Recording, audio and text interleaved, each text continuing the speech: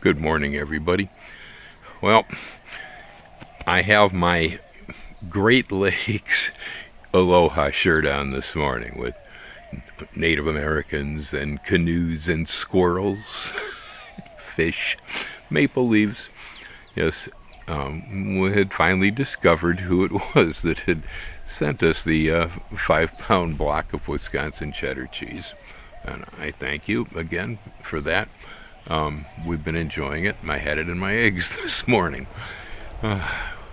Well, I'd been told that the cheese was in response to the fact that the gentleman enjoyed it when I told stories about Wisconsin. Well, I've lived there for quite a while, but my memory seems fairly sharp on some of the better incidents.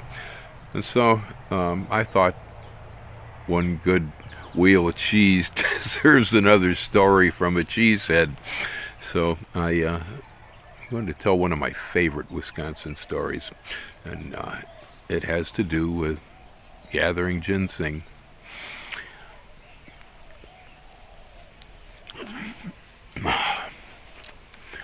Now, at a time, I lived at the southern edge of the Flambeau River State Forest in northern Wisconsin. That's about 85 miles south of Lake Superior, there right in the center of the state. The region was special.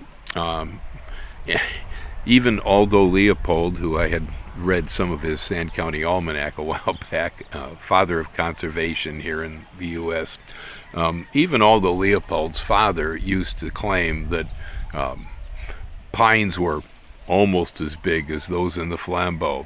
The fishing was almost as good as the Flambeau, etc., etc. And Leopold had a pretty high opinion of the place, although at the time that he lived, it had been pretty badly wrecked. That's what happens to stuff that's good. Well,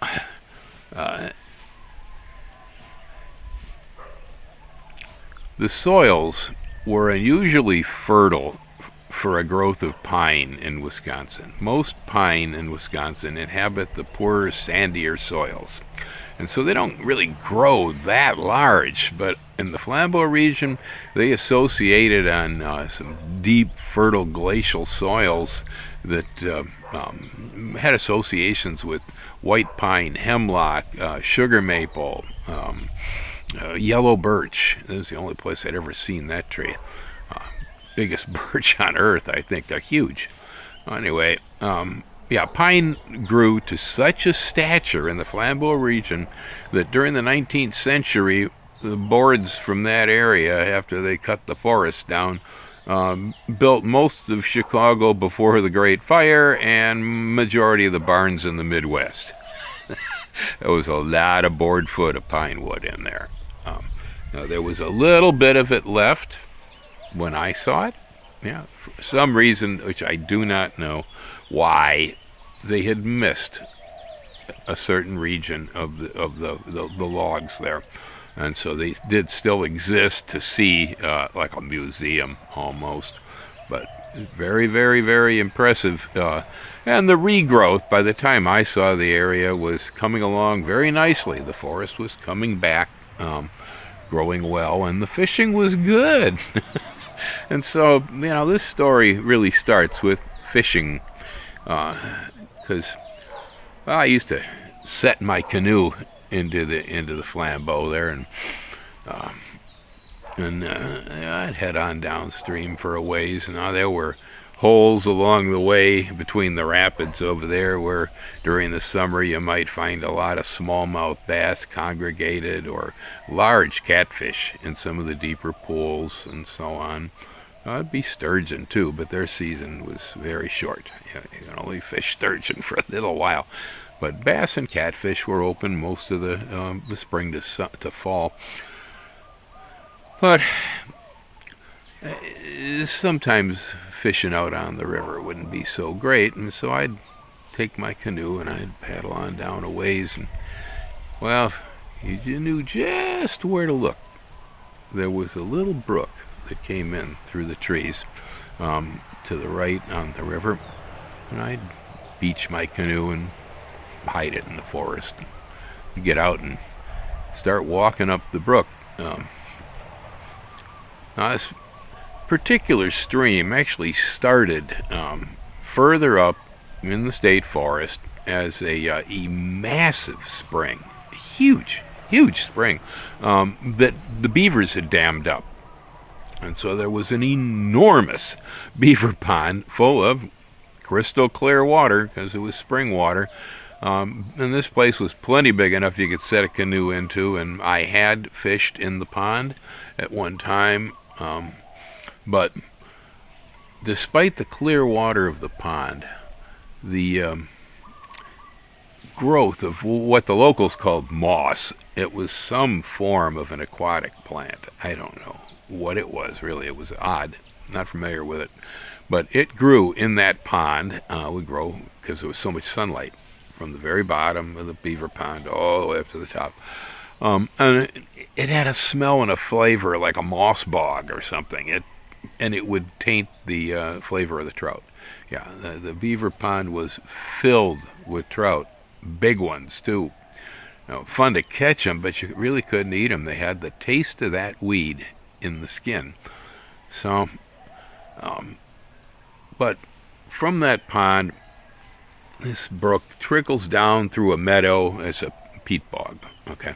And it meanders through the bog, and it goes on down. Then it leaves the bog, and it hits a hardwood forest.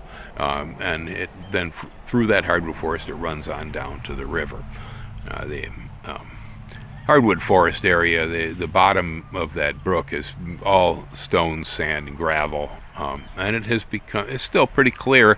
And the oxygenation, the tumbling of the water as it comes down from the pond, knocks all the smell of that weed out. And so the water becomes good. And the trout in that area of the stream are amazing. This is not a place where a lot of people go. Most people don't even know it exists. That's what's beautiful about it.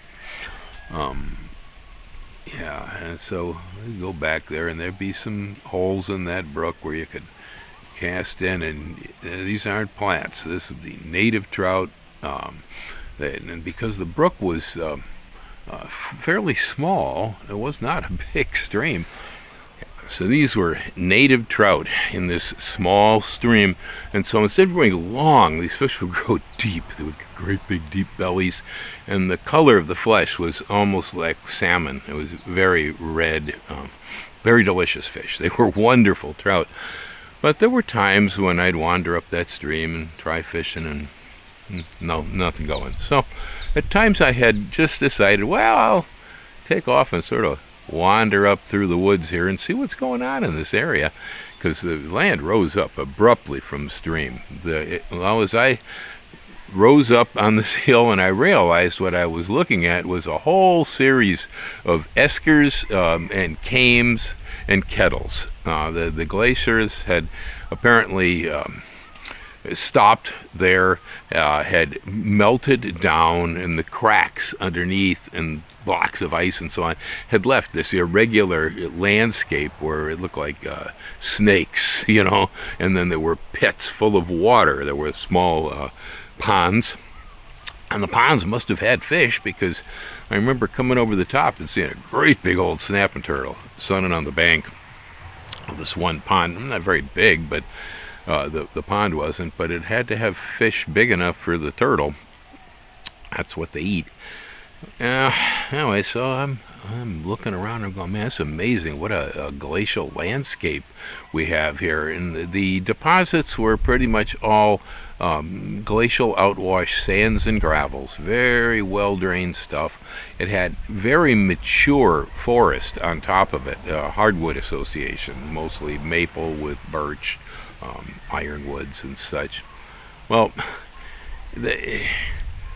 the soil underneath those trees was deeper than most of it I was familiar with in the Flambeau region. So much of that region had extensive fires at one time after the logging. It burned badly, and topsoils had been burned off. Well, this region apparently had gotten missed because, man, it had such a deep coat of just beautiful forest duff, humus. Yeah, well, anyway, so I'm walking along, and all of a sudden I see red stoplights in the woods. And I'm going, whoa, is that what I think it is? Yeah, it was ginseng plants as high as my knees. And I'm going, oh man. And I started looking around. It was fall, and so the berries were ripe. And I'm seeing stoplights everywhere in the woods. Nobody been back here in years. Okay, if they had been, there wouldn't be any ginseng in there. Well, now this was at a day and age when gathering wild ginseng was still legal in the United States. Today, it's an endangered species. You got to have some kind of permit. It's a legal problem today. But in those days, you could go gather wild ginseng. Anyway, I'm amazed, and so because it's fall and I'm a good gardener, and I begin harvesting. Some of these plants were ancient.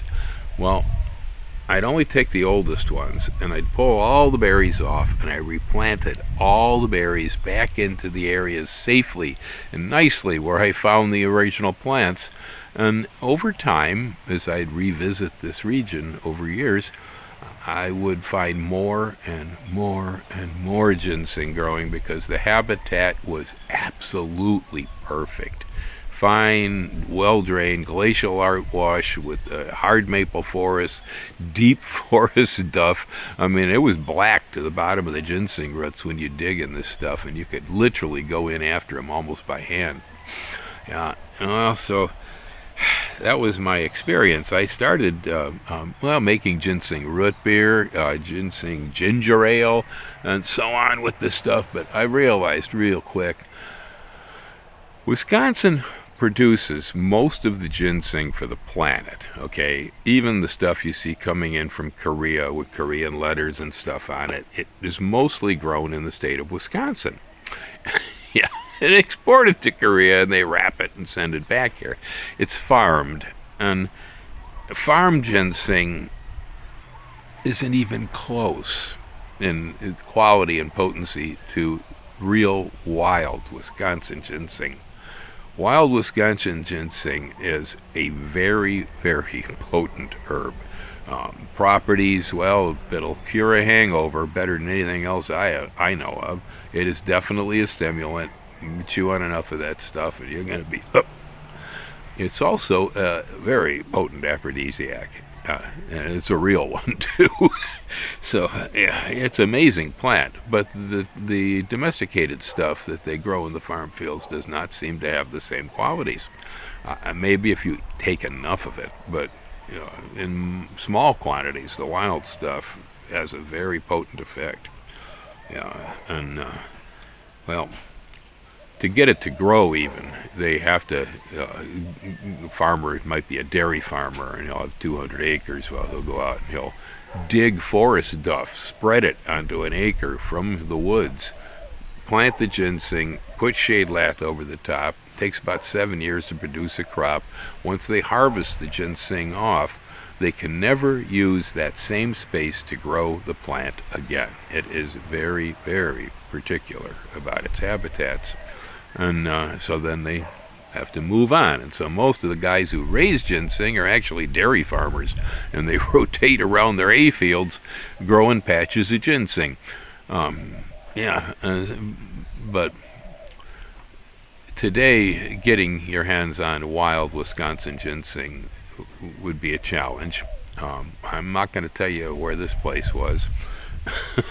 Man, things have changed by then anyway. I'm sure somebody else has figured it out by now, and they probably weren't a good gardener, and I seriously doubt they put all the seeds back.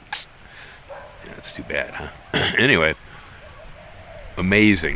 just amazing memories of trout fishing and harvesting wild ginseng in Wisconsin.